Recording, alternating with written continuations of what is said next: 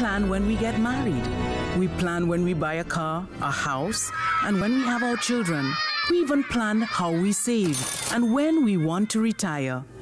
Throughout life, we pre-plan for most important things. Doesn't it make sense to do the same for our funeral arrangements? It may seem unpleasant, but it's just good planning. With expert advice from Belgroves' family of professionals, they can help. Call or visit them first in San Fernando, Point Fortin, Chaguanas, Trin City, and Tobago. Or check their website, www.belgroves.com. Or call them 223-2178, 223-2178. And as that ad indicates, that means it's time for another segment, courtesy Belgroves, and we are joined via phone call this morning with Dr. Jennifer Rouse. And we've been having this conversation, I think, over the past month and then some. And at first we started about the journeying into becoming an older person and then pre-planning as we get older, pre-planning for post-retirement. And then the entire dialogue really did change up when we were introduced to COVID-19 and everything that has been associated with that and all of the fears that are involved. And Dr. Jennifer Rouse is a gerontologist, and she's the former director of the Division of Aging in the Ministry of Social Development and Family Services. And she's been here with us, and she is here with us once again via phone call to continue this conversation. So good morning, Dr. Rouse. Thank you so much for being here with us again. And a pleasant morning to you and to our listeners and the Belgrove family. And so we've been urging our listeners to give us some feedback, but I know we have the quiet type of listener, but we really asked for this feedback, and we're asking you for your questions because we want you to get involved in the conversation as well. So after this program is over, you can send all of the questions that you want to. You can post on our Facebook as we say this. You can even forward your questions to Belgroves as well. And to refresh on what we spoke about last week, we started up on the psychosocial aspect of the older person and the general person in society, because we're all trying to get a grip on what's going on right now amidst all the concerns that are surrounding COVID-19. And I know today we are continuing that. Definitely. And what I saw as a headliner that I could use for today's program is a situation that most seniors are normal in a normal environment when they are post-retirement years. The main area that they find difficulty in is losing independence. That loss of independence, and that covers a wide spectrum. The loss of independence, whether it is eyesight, hearing, taste. Then you have loss of driving. If you were one that was very independent and you drove everywhere you had to go, now you have to be dependent on somebody taking you wherever. Yes. Loss of mobility, because what comes with the aged, especially the very, very infirm, is mobility. And so we're not even studying the driving now, just even the walking. So hence you will find yourself needing assistive devices, such as walkers, a cane, wherever you are going. If even you would like to attend a function or an event when things were normal, you have to first find out what amenities and facilities that place has. If it has a lot of steps that you have to go up, you just decide, I'm not going. So little things. So that loss of independence is a huge area in the psychological transfer or transference or whatever transition. And let's get into that topic. Doing what you're accustomed doing. That topic of fare is heavily invested in there as well. Would you say that is true, especially when they are dependent? Some of them are very highly dependent on medication, and they're wondering, will I be able to get to the pharmacy to get my insulin? Or And that's why I said it covers a wide spectrum. Now, we had said originally in the second episode when we dealt with income security, where the statistics have shown that for 90, maybe 85 to 90% of our seniors depend on that one source of income, which is pension. They did not have other superannuation funds or annuities or some rental of a place or anything. They just depended on that pension. And as a result, anything that happens to interrupt or disrupt that pension, the non-availability of it, yes, it is panic, it is anxiety, it is fear, because that pension is what they use to sustain their very being. And like Now, you I'm said using all of previously, this if I may interject, we have been making those comments on the news Mm-hmm. about getting the elderly people to stay home, get them to stay home. But Right. as you enforced and you stated in those conversations that we had prior to, for our listeners who are now tuning in and this might be their first time, you stated that in pre-planning, as you get older, a lot of people don't do that. And Correct. as a result, there is this heavy dependency on this very same pension. So for many of them who don't have another choice and they're not going to have another force or source of income, this is kind of what it comes down to. Precisely. And then we mentioned last week where even though the Ministry of Social Development and Family Services had galvanized sort of an outreach program encouraging pensioners to go for the direct deposit where they don't have to line up on one specific day, because they used to have these long lines on the first of every month to cash their checks or whatever. They implemented or initiated this program where they will have the direct deposit to go at their convenience whenever that was. But of course, that, as you know, sometimes involves having a PIN, Yes. an ATM. Even that, some of them didn't have the card and they would still line up in the bank at a teller to withdraw some of the money. Because remember, they are coming out of an ethos where they used to have a passbook. Yes. And in that book, they used to have logged all their withdrawals and deposits and everything. All of that has disappeared now. So last week we mentioned that when it was that the banks, with the COVID, that has now imposed on everybody globally a whole new way of living. And we saw for ourselves the long lines of the seniors especially that were outside banks and supermarkets and pharmacies. But what it showed at the banks that there's still quite a significant number of our seniors who still collect checks Yes. that do not have the direct deposit. Because a lot of people have been asking, why don't they have bank accounts? Why don't That's they it. utilize the That's online it. banking because services? at a time like this is where the convenience would have been so appropriate, because with a Lynx card, they could have gone to any bank. It doesn't have to be their bank and withdraw. But remember, we also said, and again, all of this is the psychosocial, that some of them have a fear of technology. Yes. And also they have a fear of using the ATMs because they know that some people look at what they're doing and they're just very anxious and stressed out when it comes to that, and going and then have to line up, because some banks would provide an area for seniors, and then they had some banks that implemented that and removed it.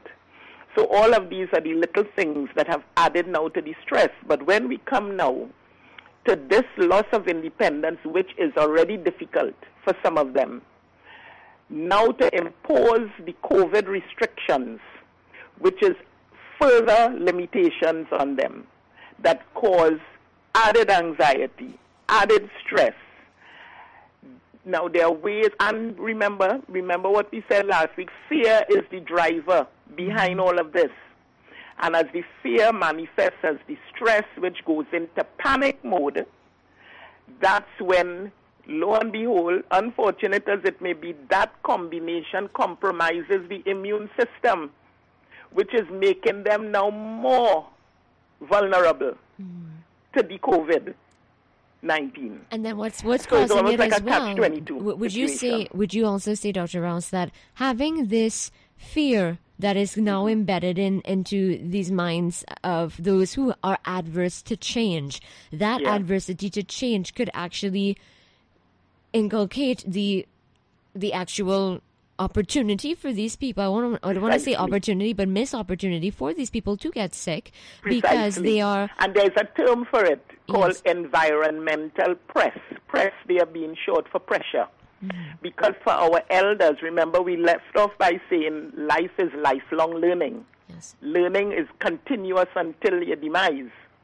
So environmental press in a snapshot what that means is for our elders to not go the route of just disengagement and depression. There are still those who are fixed in their ways and don't want to adjust, don't want to adapt because of the fear of not knowing any other way, because this is what they have been socialized to do. Yes. But the ones who are open to learning, those are the ones now where through environmental press, the environment and what changes go on with technology, we use something like a PIN, just having a PIN number. Once that gives sufficient stress, and this is what you call useful stress. Eustress is the word. EUSTRESS. Eustress brings excitement as opposed to panic, which is a totally different hormone that will be stimulated. As a result, they are anxious to learn how to maybe Skype, how to do the iPad, how to speak to their grandchildren away, how to do email. Yes, and some even boast and tell you how to blog. I don't know how to do some of the things, but they know. It's a very interesting dynamic because our aging population seems to be split in two in that way. Yes, Would you say that there is the group who does not want to become technologically advanced, they just rather stay away from it, and then there is the other population. They are on their smartphone as much as they possibly can be. They are on WhatsApp. They are on Facebook. They're talking to everyone all the time. They're sending those WhatsApp good morning messages. You know the picture with the flower that says good morning. Yeah. And now they're overwhelmed with these good mornings. But remember, many of the statements made in the good morning greetings are affirmations. Yes. They're all very positive. They all give you a whole new vista because, as we said again, the statistics show where quite a number of our female elderly live alone. Mm-hmm. So WhatsApp gives them a boost. And that too, when you get those affirmations and things like that, it supports your immune system. It stimulates what is called the joy hormone. So you feel not just alive in your own little world, but you feel that somebody out there is thinking of you. So the technology has its downside when it could be overwhelmed by it, and it also has its upside where it is a great communication tool. Because remember, to the normal human person, any threat to what you perceive as a threat to generate fear, if you flip a threat, it is also an opportunity. Because with that threat comes like a crisis mode, and crisis for the Chinese means opportunity. So you don't have to go the route of saying, oh my God, throw your hands up in the air. Why now? What is this? This is part of the impetus that we need. It is a trigger. It is a tool to say you can do more than what you are doing. But if you are not aware of this, you could go the downside because you must understand too, the variety and diversity in the normal population still obtains among our seniors. Yes. So they have persons who are not old that just have difficulty adapting and adjusting. So what COVID has imposed on us, and it is so ironic that this should come in Lenten season, where Lent deals with austerity, sacrifice, abstention. It deals with a temporary pause in the way you are accustomed doing things. But COVID has imposed an additional layer on that to really make you step back and try, and we will use the word try, to see from another vantage point. Because you have fasting. You could do one day, you could do just taking water, and practice for yourself when you feel like you're being out of control. Because we spoke on that last week, when that feeling of being out of control. And remember, what is more damning with COVID is the uncertainty.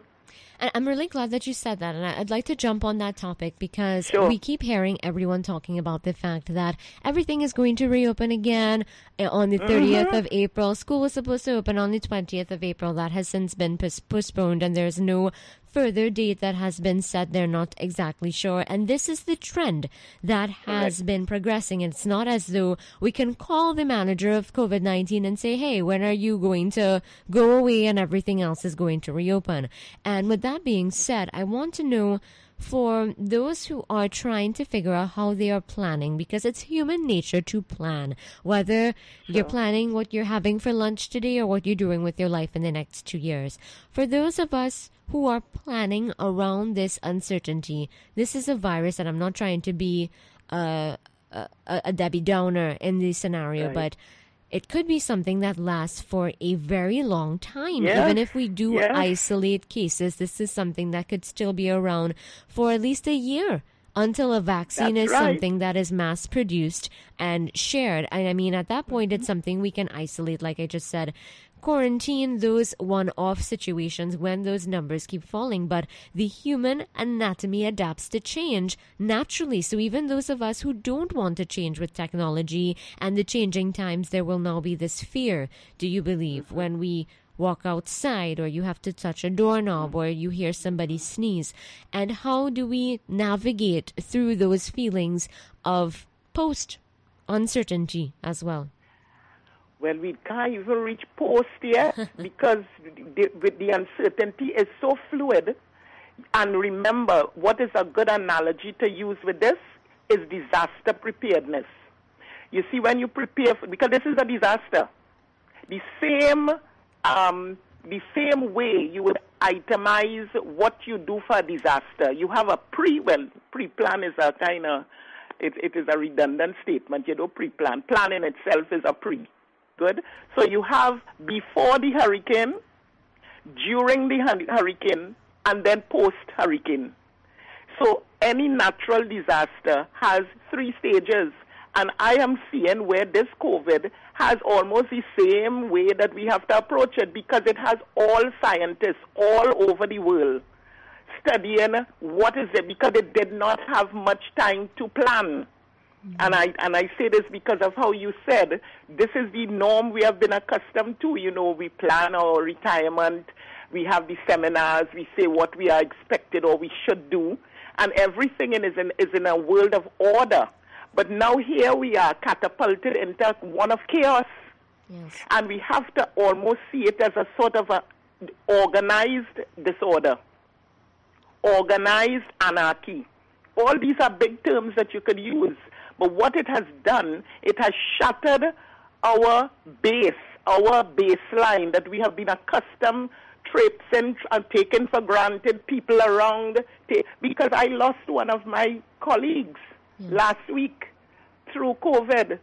A friend of mine, she's 65. That's not old. Yes. And you know, the losing was one part of it.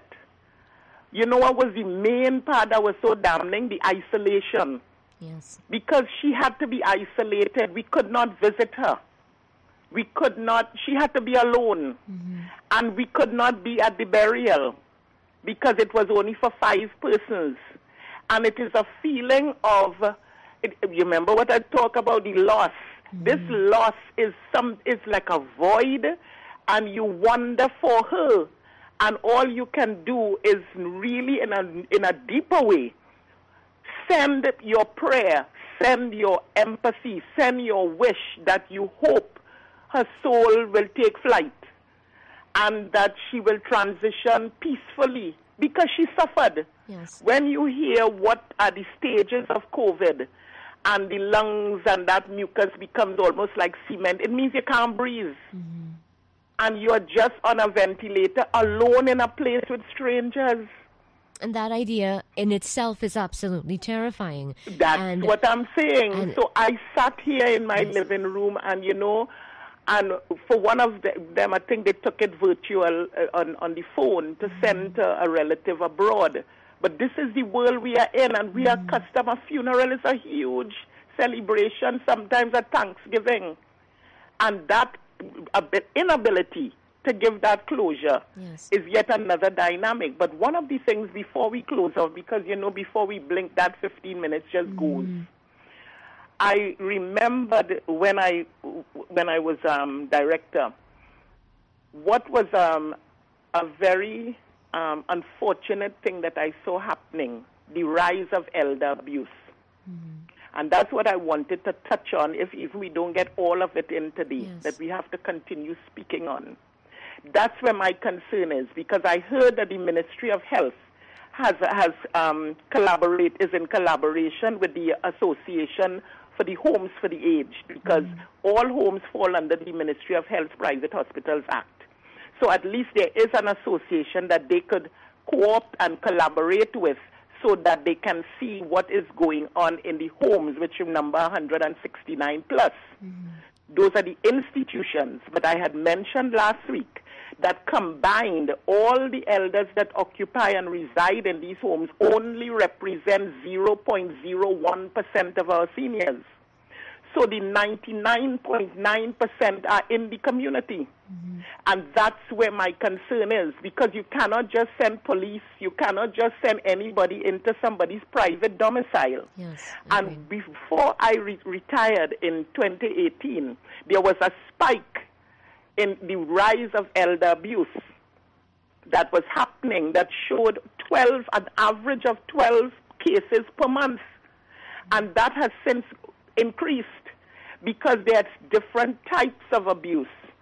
So that if a neighbor doesn't hear you shouting and bawling at somebody, they wouldn't know what is happening, that emotional abuse is going on, psychological abuse from the relatives.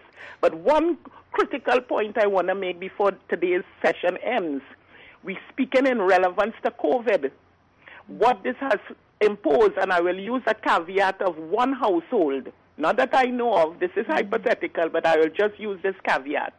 Here is an adult who is 40, works at a restaurant. She has 2 children. One is a teenager who is out of school. One is a daughter who is small still in school. She has a mother she's taken care of. The mother's personality is one that is very strong-willed, dominating or domineering, not willing to change, not willing to take instructions or from anybody, because she likes to be in control. However, the daughter knows her and knows how to treat with her. So before the daughter goes to work every day, she sets up what has to be done, make sure her bath and what have you. This is a hypothetical thing that we are talking about. When she leaves, her teenage son takes over to make sure that the mother isn't alone, or his grandmother in this case. With COVID now, you have a situation where the little daughter is now not in school, so she's at home. The mother, which is 40, the daughter, the adult daughter who is 40, the restaurant closes. She has no income. All the restaurant told her is, well, sorry, we closed. Because, as you heard, this is now by statute. And this is a very real, even though this is a hypothetical situation, this is very real for many people. It is real. And now, when things were normal, it was the income of the daughter with some supplemented by some of the mother's pension. The mother does not have direct deposit and is reliant on that check coming to her in the mail. Guess what? The check is not there because they gave priority to the direct deposits. So the mother's anxiety gone up. The daughter may be slipping into depression. She's the caregiver, mind you, remember? And she is now home with the daughter and the son and the mother. No income. And no certainty of whether April 30th is the deadline. It could go to May. She has nothing. The restaurant gave them nothing. And she's at home. And she has to be that pillar of strength. And this mother's pension ain't reached yet. So out of that pension, she has to get her medications, her food, her whatever, and help with the household. Because when that daughter went to work in the restaurant, that's where she got her respite. We're dealing with psychosocial, And it's not just the, I was just going to say, it's not just the financial aspect, because the government does have the financial grants, is one part of it. Exactly, but it's that daughter psychological now, aspect. when she goes to work, she gets stimulation from the people that come, the clients that come, the staff she could joke with and whatever. That's gone. And that's why I said this COVID brought with it a level of isolation, because man on his own, generic man, is a social being. So remember now, that's one caveat. we leaving that in suspension. We don't know what's going on inside that house. I want you to hold on to that thought because we are way over our time. But See? I want That's us, what I told you. yes. The time is so short, but I just dropped that as one. I of want several. us to expand on that. I'm taking note of this one so that when we Yeah, continue, that's a huge one. because not just elderly abuse has been in the talks as well. Domestic abuse has been extremely heightened now that a lot of people are home with each and other. One key sentence I will leave, that the persons who are the abusers, sometimes the abuse is intended and sometimes it is unintended. They are not even aware that they are abusing. Okay, so we will leave that for the next session. So there are other caveats that I knew of that I don't know how they cope. And that's where my heart is. Mm-hmm. What is going on in the private domiciles that we will not hear and understand. And this is why we want the public's feedback so badly, because we're not asking you just to share your experiences, but we want your questions as well. For those of you who share very similar concerns, maybe you are in a scenario where you are just frustrated beyond all means and you just need some guidance, and it's okay to ask those questions and how others can seek help finding different coping mechanisms aside from calling the hotlines, what we can do in our free time. And I want us to talk about that next week. So thank you so much, Dr. Rouse, for being here with us via phone call. I patiently await the day that you will be in the studio again here with us. And so until then, we're asking, it's a different energy. Oh, yes. It's a different energy. So we're asking everyone to stay inside. Keep the faith, everyone. Stay strong as you could. But we are all in this together. It's a new normal. It really is. So thank you so much, Dr. Rouse. And she is on behalf of the Belgroves Company. She will be on air with us once again next Wednesday at 10. I was going to say 11. At 10:40 a.m. And we are continuing that conversation. So we ask you to call us at 222-3104. Give us your feedback as well. Or find the Belgroves page on Facebook. Send them your questions. Give them your feedback. And we would really appreciate it. We are Heartbeat 104.1 FM. The time's now 9 minutes after the 11 o'clock hour. And welcome to hour number 2 of your Wednesday morning's edition of Matters of the Heart. Rayhana Khan here with you until 2 p.m. this afternoon. We plan when we get married. We plan when we buy a car, a house, and when we have our children.